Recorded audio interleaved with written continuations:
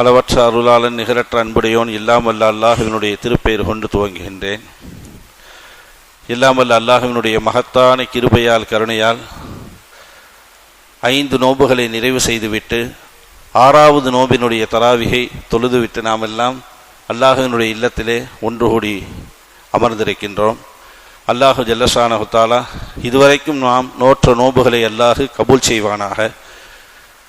நாம் செய்த அமல்களை எல்லாம் அல்லாஹ் அங்கீகரித்துக் கொள்வானாக.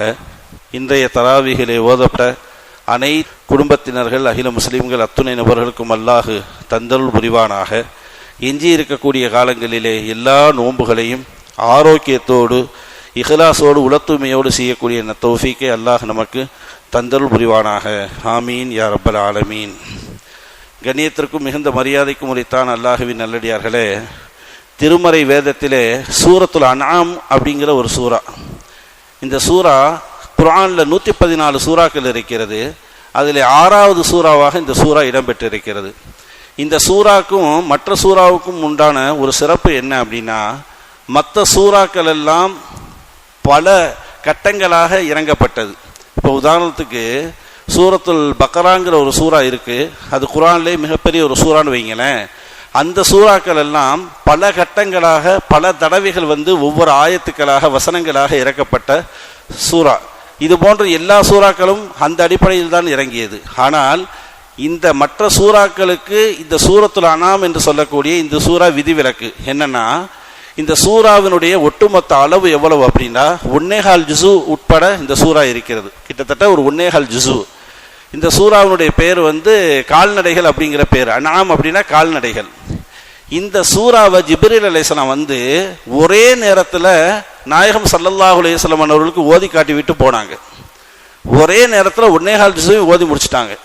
ஒரே நேரத்தில் இறங்கப்பட்ட இந்த சூறா ரசூல் ஸல்லல்லாஹு அலைஹி வஸல்லம் ஒரே நேரத்தில் ஜிப்ரீல் அலைஹிஸ்ஸலாம் அவங்கள்ட்ட இருந்து கேட்டுட்டு அது அப்படியே மக்களுக்கு சொன்னாங்க. இப்னு மஸ்ஊத் ரலியல்லாஹு தஆலா அன்ஹு அவங்க அருகாமையில் அந்த சபையில் அமர்ந்திருந்தாங்க. அவங்க ரசூல் ஸல்லல்லாஹு அலைஹி வஸல்லம் கேட்டாங்க, நபியே நாயகமே நான் இந்த சூறா ஓதி காட்டவான்னு கேட்டாங்க. அப்போ எந்த அளவிற்கு அக்காலகட்டத்தில் சஹாபாக்களுக்கு நினைவாற்றல் இருந்திருக்கிறது என்பதை நம்ம புரிந்து கொள்ள கடமைப்பட்டிருக்கின்றோம்.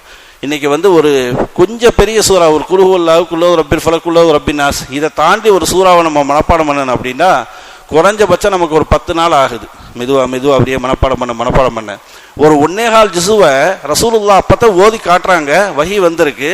அதை கேட்ட மாத்திரத்திலேயே நான் ஓதி காட்டவான்னு கேட்குறாங்க இப்னு மஸ்ஊத் ரலியல்லாஹு தஆலா அன்ஹுமா என்றால் எந்த அளவிற்கு நினைவாற்றலாக இருக்கின்றார்கள் என்பதை நம்ம புரிந்து கொள்ள கடமைப்பட்டிருக்கின்றோம். அந்த சூறாவில் ஒரு ஆயத், ஒரு வசனம், அல்லாஹ் ஜல்லஷானஹு தஆலா அந்த வசனத்தின் மூலியமாக கிடைக்கக்கூடிய பாடங்கள் படிப்பினைகள் என்ன என்பதை மட்டும் இந்த நேரத்தில் நம்ம பார்க்க இருக்கிறோம். வமா மின் தாப்பத்தின் ஃபில் அர்தி வலா தாயிரின் யதீரு பி ஜனாஹைஹி இல்லா உமமுன் அம்சாலுக்கும் என்று அல்லாஹ் ஜல்லஷானஹு தஆலா சொல்கிறான். இந்த வசனத்தில் அல்லாஹ் சொல்ல வரக்கூடிய செய்தி என்ன அப்படின்னா, கால்நடைகளாக இருக்கக்கூடிய பிராணிகள், கால்நடைகளாக என்னென்ன இருக்கிறது உலகத்தில் அத்துணை பிராணிகளும் அதே நேரத்தில் வலா தாயிரி யதீரு பி ஜனாஹைஹி இறக்கைகளை விரித்து பறக்கக்கூடிய பறவைகள் இவைகள் எல்லாம் இல்லா உமமுன் அம்சாலுக்கும் அவைகளும் உங்களை போன்ற ஒரு சமூகம் என்பதாக அல்லாஹ் சொல்லி காட்டுறான். சமூகம்னு யாருக்கு நம்ம சொல்லுவோம்? யோசிச்சு பாருங்க. மூசா அலைஹிஸ்ஸலாம் சமூகம், ஈசா அலைஹிஸ்ஸலாம் சமூகம், இவங்க முஹம்மது ரசூலுல்லாஹி சமூகம், இவர்கள் என்பதாக மனிதர்களுக்கு மட்டுமே அறிமுகப்படுத்தக்கூடிய வார்த்தையாக அந்த வார்த்தை இருக்கு, சமூகம்ங்கிற வார்த்தை இல்லையா? ஆனா அல்லாஹ் என்ன சொல்றான், நீங்க எப்படி சமூகமாக உலகத்துல வாழ்றீங்களோ அது போன்று கால்நடைகளும் ஒரு சமூகமாக வாழுகிறது, விரிந்து பறந்து செல்லக்கூடிய பறவைகளும் சமூகமாக வாழ்கிறது என்று அல்லாஹ் சொல்றான். எந்த அடிப்படையில் சமூகமாக வாழ்கிறது என்பதாக இந்த ஆயத்தினுடைய விரிவுரையில நமக்கு இமாம்கள் நமக்கு சொல்லும் பொழுது ஒரு சில உதாரணங்களை நமக்கு நம்மோடு ஒப்பிட்டு காட்டுவார்கள். அதில் முதல் ஒன்று என்ன அப்படின்னா, அல்லாஹ் ஜல்லஷானஹு தஆலா மனிதர்களுக்கு எப்படி அல்லாஹ் ரிஸ்கை வழங்குகின்றானோ, உணவை அல்லாஹ் வழங்குகின்றானோ, அதுபோன்று கால்நடைகளுக்கும் பறவைகளுக்கும் அல்லாஹ் ஜல்லஷானஹு தஆலா உணவளிக்கின்றான் என்பதாக நமக்கு சொல்லுவார்கள்.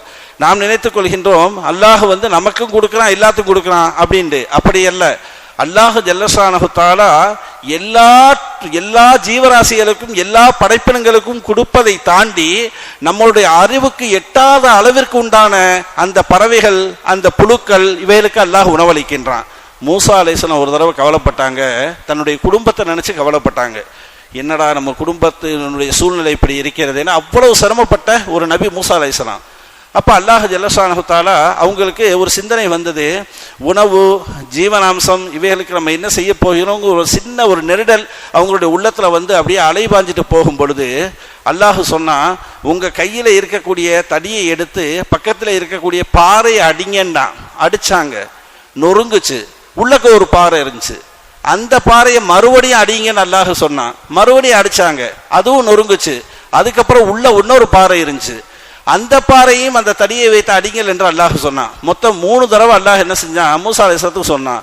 3 தடவை அடித்த அந்த பாறைகள் எல்லாம் சுக்குநூறாக உடைந்ததற்கு பிறகு உள்ள இருந்து ஒரு புழு வாயில இரணத்தை வைத்துக்கொண்டு, உணவை வைத்துக்கொண்டு வெளியிலே வந்தது. எப்படிங்க, ஒரு பாறை, அதை உடைச்சா அதுக்குள்ள பாறை, அதை உடைச்சா அதுக்குள்ள பாறை, 3 பாறையும் உடைத்ததற்கு பிறகு உள்ள இருந்து ஒரு புழு உணவோடு வருகிறது.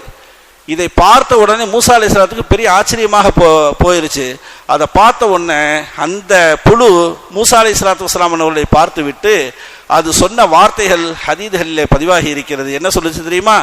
சுபஹானமை யரானி, சுபஹானமை யரானி, அல்லாஹ் என்னை எல்லா நேரமும் பார்த்து கொண்டிருக்கின்றானே, அப்படிப்பட்ட ரஹ்மானுக்கே எல்லா புகழும் புகழ்ச்சியும் என்பதாக அல்லாஹுவை புகழ்ந்துட்டு, வயஸ்மா கலாமி, என்னுடைய சொல்லை அல்லாஹ் ஜல்லஷானஹு தஆலா எப்பொழுதுமே கேட்டுக்கொண்டே இருக்கின்றானே, அவனுக்கே எல்லா புகழும். நான் எப்ப பேசினாலும் அல்லாஹ் கேட்கிறான். அல்லாஹ்வுக்கு எனக்கு இந்த பாறை தடை கிடையாது. என்ன கிடையாது? பாறை தடை கிடையாது. அல்லாஹ் கேட்டுக்கிட்டே இருக்கான், அவனுக்கே எல்லா புகழும் அப்படின்னு சொல்லிட்டு அடுத்து பேசியது வயரிஃபு மக்கானி, நான் எங்கிருக்கின்றேன் என்பதை அறிந்த ரஹ்மானுக்கே எல்லா புகழும் என்பதாக பேசிட்டு கடைசியாக அந்த புழு சொன்னதாம், வயதுகுர்னி வயன்சானி, அல்லாஹ் ஜல்லஷானஹு தஆலா என்னை எப்பொழுதுமே மறக்காமல் என்னை நினைவு கூறிக்கொண்டே இருக்கின்றானே, என்னை நினைச்சு பார்த்துட்டே இருக்கானே, அப்படிப்பட்ட ரஹ்மானுக்கே எல்லா புகழும் என்பதாக புழு சொல்லி அந்த புழுவின் மூலியமாக மூசாவே 3 பாறைக்கு அப்பாற்பட்டு இருக்கக்கூடிய ஒரு புழுவுக்கே உணவளிக்கக்கூடியவன் நான், உன்னை விட்டு விடுவேனா என்ற அற்புதமான ஒரு விஷயத்தை மூசா அலைஹிஸ்ஸலாத்து வஸ்ஸலாம் அவர்களுக்கு அல்லாஹ் ஜல்லஷானஹு தஆலா பாடம் நடத்தி காட்டினான். அப்ப ரிஸ்க் அளிக்கும் விஷயத்துல நம்மை போன்று ஒரு சமூகமாக விலங்கினங்களும் பறவைகளும் இருக்கிறது என்பதாக இந்த ஆயத்தினுடைய ஒரு கருத்து நமக்கு வருது. இரண்டாவது கருத்து என்ன அப்படின்னா, நம்மை போன்று பறவைகளும் கால்நடைகளும் எப்படி அப்படிங்கிற விஷயத்துக்கு இரண்டாவது நமக்கு விரிவுரையில சொல்லுவாங்க, நாம் எப்படி தொழுகின்றோமோ, நாம் எப்படி இபாதத்து செய்கின்றோமோ, நாம் எப்படி நோன்பு நோக்கின்றோமோ, நாம் எப்படி தஸ்பீஹ் செய்கின்றோமோ, அதுபோன்று விலங்கினங்களும் பறவைகளும் புழுப்பூச்சிகளும் அவைகளும் அல்லாஹுவை தஸ்பீஹ் செய்கிறது, தொழுகிறது.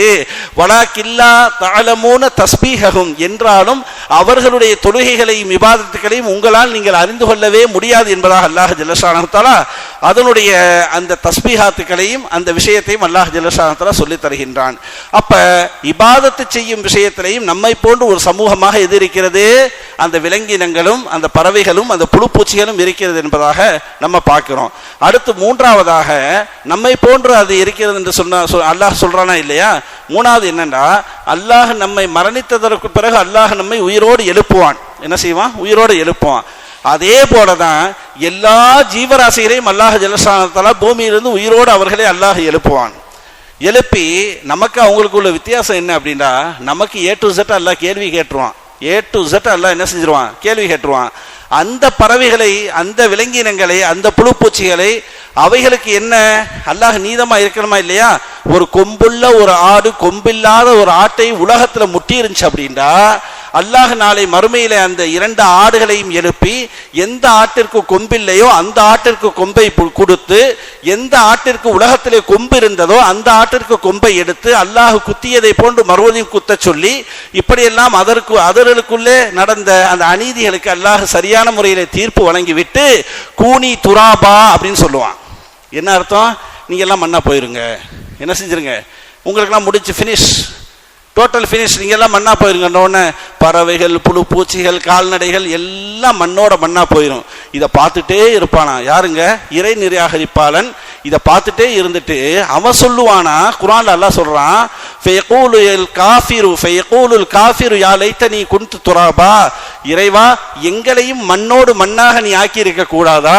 அந்த ஒட்டகத்தை ஆக்கியதை போன்று, அந்த மாட்டை ஆக்கியதை போன்று, அந்த பறவையை ஆக்கியது போன்று, அந்த புழுப்பூச்சிகளை ஆக்கியதை போன்று எங்களையும் நீ மண்ணோடு மண்ணாக ஆக்கியிருக்க கூடாது என்பதாக அந்த காஃபிர் அல்லாஹ்விடத்தில் சொல்லுவான் என்பதாக நாம் பார்க்க முடிகிறது. அப்ப எழுப்பும் விஷயத்திலேயும் அந்த கால்நடைகள் நம்மை போன்று ஒரு சமூகமாக இருக்கிறது என்பதைத்தான் அல்லாஹ் ஜல்லஷானஹு தஆலா இந்த வசனத்தின் மூலியமாக அல்லாஹ் நமக்கு சொல்லித் தருகின்றான். நமக்கு கிடைக்கக்கூடிய இந்த பாடம் படிப்பினை இந்த ஆயத்தின் மூலியமாக என்னவென்றால், எந்த ஒரு படைப்பையுமே மனிதா அற்பமாக கருதி விடாதே. அதுதான் இங்க நோக்கம். எந்த படைப்பையும் சரி அற்பமாக கருதி விடாது. ஆடு தான, எறும்பு தான, கோழி தான என்பதாக கருதி விடாது. உன்னை விட அது அல்லாஹ்வை நன்கு அறிந்த வலியுல்லாவாக இருக்கிறது. நம்ம அல்லாஹ்வை சரியா விளங்கல, அல்லாஹ்வை நமக்கு தெரியல. ஆனா அல்லாஹ்வை தவிர மற்ற எல்லாத்தையுமே நமக்கு தெரியுது. ஆரஞ்சு பழம் அப்படின்னு நமக்கு எடுத்து கொடுத்தா அதை சாப்பிட்றதுக்கு முன்னாடியே அது சுவை எப்படி இருக்கும், அது ஜூஸா குடிச்சா எப்படி இருக்கும், அது சொலையா திண்டா எப்படி இருக்கும் அப்படிங்கிறது நமக்கு தெரியுது சாப்பிட்றதுக்கு முன்னாடியே. ஆப்பிள் அப்படின்னா தெரியுது. ஒரு சிக்கன், மட்டன், ஃபிஷ், மீன், கனவா, இறால் எது வேணாலும் வச்சுக்கிறோங்க. எந்த பொருளை எடுத்தாலும் நமக்கு முன்னாடி அறிஞ்சிடணும். அல்லாஹ் அப்படின்னு கேட்டா அல்லாஹ்வா மேல இருக்கான், அதோட நமக்கு என்ன செய்யுது முடியுது. அல்லாஹ்வை பத்தி நமக்கு தெரியல. ஆனா இதற்கு நேர்முரணாக மனிதா, உன்னை விட புழு பூச்சிகளும் பறவைகளும் கால்நடைகளும் அல்லாஹ்வை நன்கு அறிந்ததாக இருக்கிறது. எதையும் நீ அற்பமாக கருதி விடாதே என்ற அற்புதமான ஒரு உன்னத பாடத்தை இந்த ஆயத்து நமக்கு வசனம் சொல்லித் தருகிறது. எல்லாம் வல்ல ரப்புல் ஆலமீன் எல்லா படைப்புகளுக்கும் கண்ணியம் செலுத்தக்கூடிய நல்ல முஃமினீன்களாக அல்லாஹ் நம் எல்லோரையும் ஆக்கி அருள் புரிவானாக. வாஹிர் தாவா அல்ஹம்துலில்லாஹ்.